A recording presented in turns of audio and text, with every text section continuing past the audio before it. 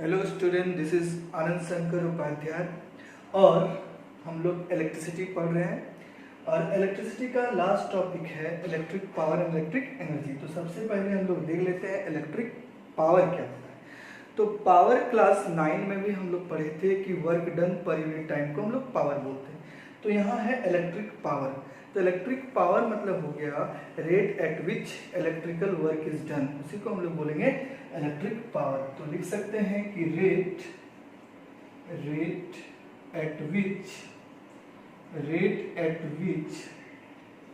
Electric work is done, उसी को हम लोग बोलते हैं electric power, is known as electric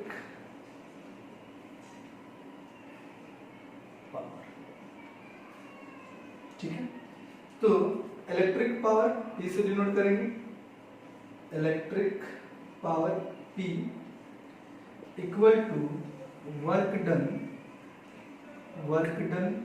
W divided by time taken, तो T that is P equal to W by T।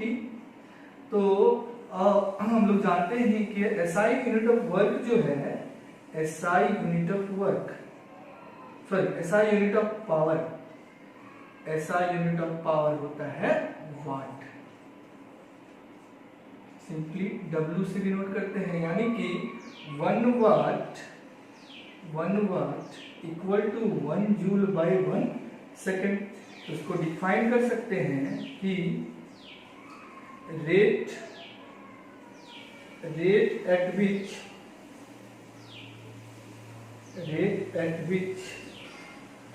1 joule of work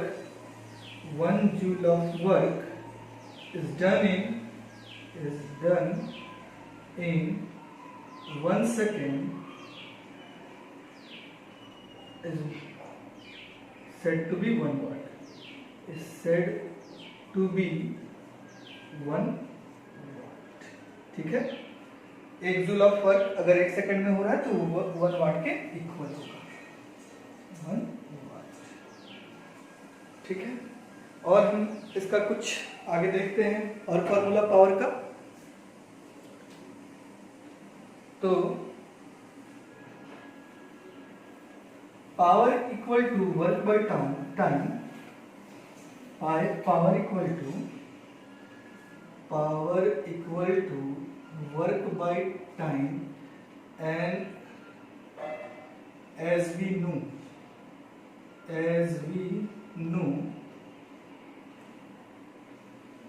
know V equal to W by Q and W equal to VQ, ये जानते हैं, W equal to V into Q।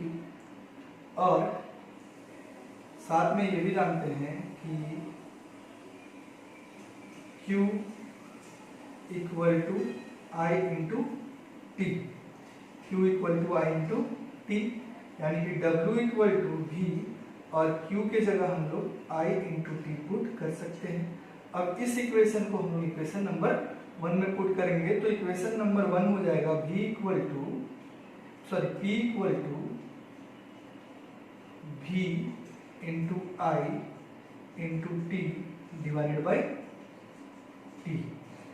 तो ये T और ये T cancel हो गया, तो P equal to V into I, P equal to V into I आएगा।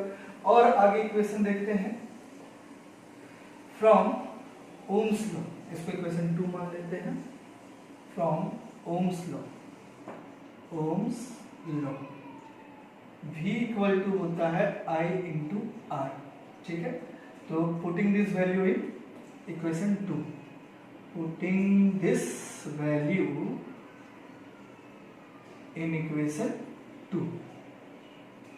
इक्वेशन 2। तो क्या हो जाएगा देख लेते हैं। तो P इक्वल टू V के जगह हमको पुट करने बोल रहा है I इंटू R और इंटू R, तो P इक्वल टू हो गया I स्क्वायर बाई R। ठीक है, ये सेकंड इक्वेशन हो गया, I स्क्वायर R। थर्ड है थर्ड है, equation third, also I equal to V by R, I equal to V by R. अब फिर से इसको इक्वेशन 2 में पुट करेंगे, putting this value in equation 2, equation 2 क्या हो जाएगा, P equal to V, I के जगह पुट करने बोल रहा है वी बाई आर, तो हो जाएगा P equal to V square by R. तो एज पर कंडीशन हम लोग P equal to V into I भी लगा सकते हैं, P equal to I square by R भी लगा सकते हैं, और P equal to V square by R भी लगा सकते हैं, P equal to V square by R. आगे हम लोग न्यूमेरिकल करेंगे तो देखेंगे कहाँ कहाँ कौन सा इक्वेशन आएगा, ठीक है। तो please note down this in your copy.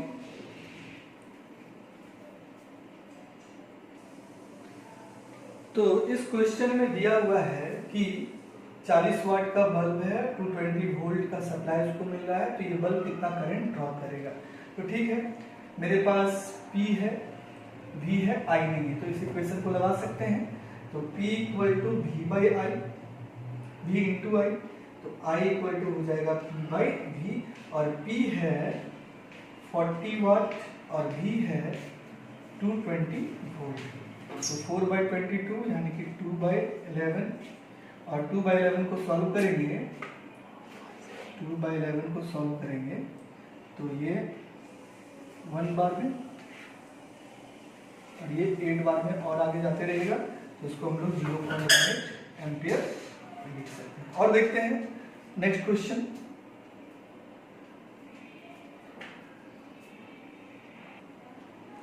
Next हम लोग देखते हैं कि दो बल्ब है, एक का रेटिंग 40 वाट और 220 वोल्ट है, दूसरा का है 20 वाट और 110 वोल्ट है। तो what is the ratio of the resistance, दोनों के बीच का जो रेजिस्टेंस का रेशियो है वो क्या होगा।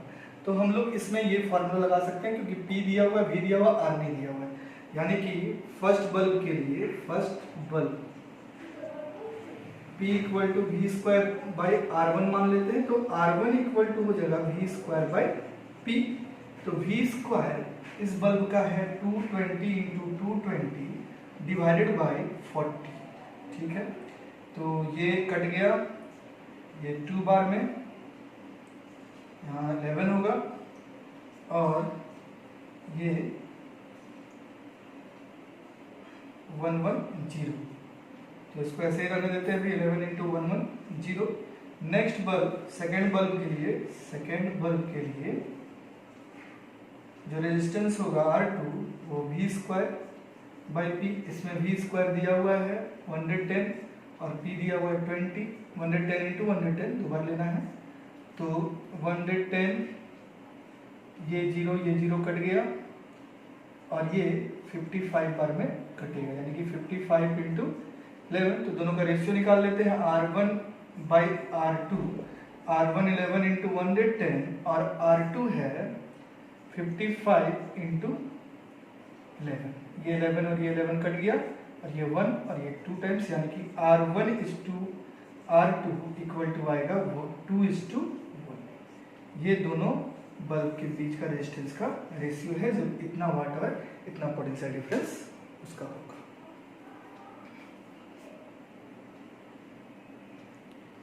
नेक्स्ट क्वेश्चन है कि दो बल्ब है, ए और B, are rated 100 watt 120 volt, ये बल्ब ए के लिए है, और बल्ब बी का रेटिंग है 10 वाट और 120 वोल्ट, सीरीज में कनेक्ट है।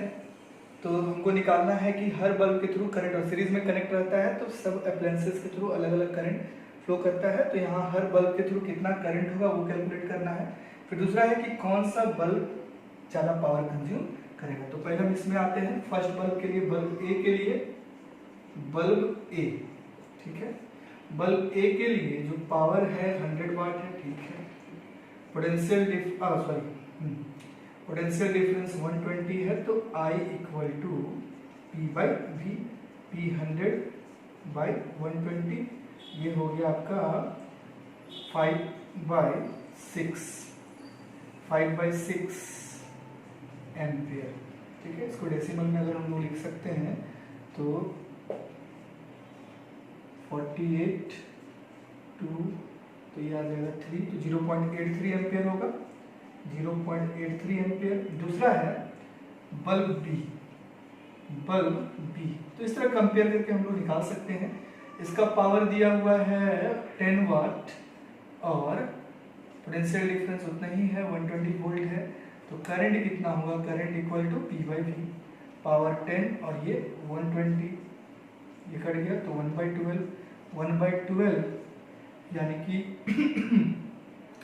1/12 यानी कि हो गया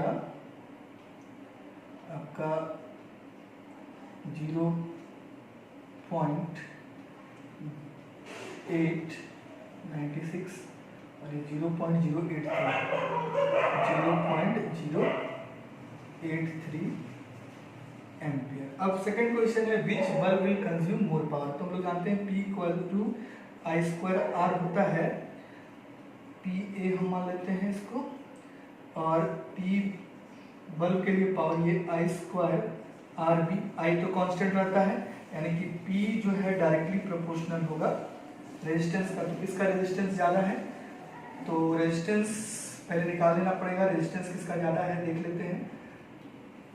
तो रेजिस्टेंस जो है बल्ब ए का रेजिस्टेंस RA इक्वल टू हो जाएगा P equal to V² by R होता है, तो R इक्वल टू हो जाएगा V² बाई P। तो RA V² 120 into 120 divided by आपका पावर हो गया 100, तो ये 144 आएगा, 144 ओम। और इस बल्ब B का रेजिस्टेंस जो है वो आएगा V² बाई P, तो V² इसका V है 120 इंटू 120 बाई 10, तो ये कट गया, ये आ गया 1440, यानी कि B का रेजिस्टेंस ज़्यादा है। तो इसीलिए हम लोग बोल सकते हैं कि resistance B is greater than resistance A।